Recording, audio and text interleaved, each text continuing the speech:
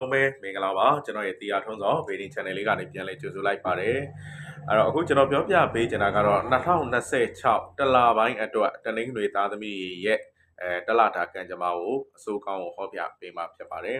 အဲ့တော့တနင်္ဂနွေသားသမီးတွေက2026တလပိုင်းမှာအရာရာစိတ်သက်လူသစ်နဲ့စရမယ်နှစ်တစ်နှစ်ဖြစ်ပါတယ်။ဘာကြောင့်လဲဆိုတော့နောက်ပိုင်းမှာလှုပ်ဆောင်သမားတွေအစမပြေခဲ့တာတွေရှိမယ်။ကိုစူးစမ်းသလောက်အရာမထင်ခဲ့တဲ့အရာတွေလည်းရှိခြင်းရှိမယ်။ကျွန်တော်တို့စူးစမ်းသလောက်အရာမထင်ဘူးဆိုကြတဲ့ကို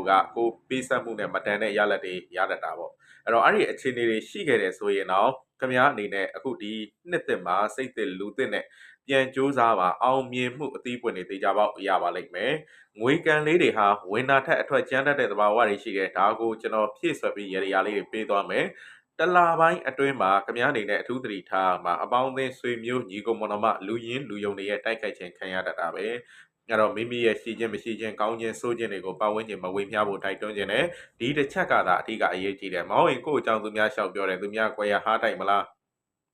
ကိုယ့်ရဲ့အားနည်းချက်အားသာချက်တွေကိုဝေဖန်ထောက်ရှုပြီးတော့ကျွန်တော်တို့ကိုယ့်ကိုချနှင်းသွားမလားဆိုတာမပြောနိုင်သည့်အခါဖြစ်တဲ့အတွက်ကိုယ့်ရဲ့ကိုယ်မူရာနှုတ်မူရာစကားသွားလာကျွန်တော်တို့အသွားမတော်တလန်းစောစောအစားမတော်တလုတ်ဆိုတဲ့အတိုင်းပဲကိုယ်တိုင်သတိထားမှသာလျင်ဒီခက်ခဲတွေကိုဖျက်ချော်နိုင်မှာဖြစ်ပါတယ်အကြီးကဲတွေရဲ့ကူညီဖေးမမှုရရှိတတ်တဲ့အိုးအိမ်တွေကအလုပ်တွေကအရွှေအပြောင်းအသက်တွေကျုံတတ်တဲ့အကုန်ကောင်းတံမိုးကြီးဆက်ပစ္စည်းတွေဝင်လာတတ်တယ်ခရီးစဉ်လေးတွေတော့ပြက်ပြက်တတ်တယ်ဗျရွှေဆိုင်တာထင့်ငေါ်တာရည်ရွယ်ချက်ပြတ်သုံးတာတွေဖြစ်တတ်တယ်အဲ့တော့ကိုကလည်းအဲ့တလအတွင်းမှာတတ်နိုင်သေးခရီးအသွားလာလေးတွေမလို့အဲ့ရင်မလို့တာကောင်းတယ်အဲ့တော့ခရီးစဉ်တွေကကိုယ့်အတွက်နည်းနည်းပြဿနာရှိတယ်ကျမ်းမာရေးမှာ one bite အထူးပြုပြီးဂရုပြုရမှာဖြစ်တယ်မြစ်တာရေးအိမ်တော်ရေးတွေသဘောထားကွဲလွဲပြီးမှပြန်လဲအစဉ်ပြေကြရမယ့်အခိုက်အတန့်လေးတွေဖြစ်ပါတယ်ဆိုတော့ပြန်ပြောပြရင်တလပိုင်းမှာလူယုံတက်ချင်းခံရတတ်တာအဓိကဖြစ်ပါတယ်ကျန်တဲ့အရေးတွေဟာအစဉ်ပြေသွားလိမ့်မယ်အဲ့တော့တလပိုင်းအစဉ်ပြေဖို့အောင်လန်6လက်ကို